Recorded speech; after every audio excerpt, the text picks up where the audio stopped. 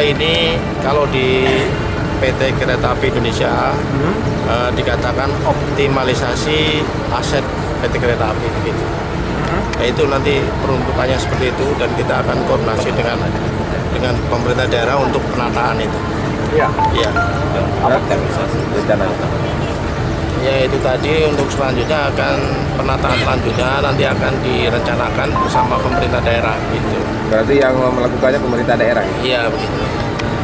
Pemerintah daerah dengan PT KAI nanti akan koordinasi. Memang ini kita belum membicarakan sampai ke situ begitu. Yang belum titik temu sampai hari ini berarti orang ini sudah langsung mengeluarkan surat perintah paksa. Itu aja cuma persoalannya lain. Saya rasa Berarti dari KAI belum menjelaskan terkait bangunan yang akan dibangun dengan kelayakannya? belum ada. Cuma kayak kemarin itu rapat di kantor camat ada formatnya di situ ditulis bangunan 4 ada yang satu bangunan 4x6. 4x6, 4x4. Tapi masalah harga belum ada. Masalah harga, masalah gimana itu, pokoknya sistemnya belum jelas. Padahal kami seandainya ada kejelasan terus ya, berarti sukarela lah, tidak perlu pembongkaran seperti ini. Kami siap melakukan pembongkaran sendiri secara sukarela. Tapi ini saya lihat terkesan seolah-olah ada pemaksaan kehendak dari PT KAI, itu aja.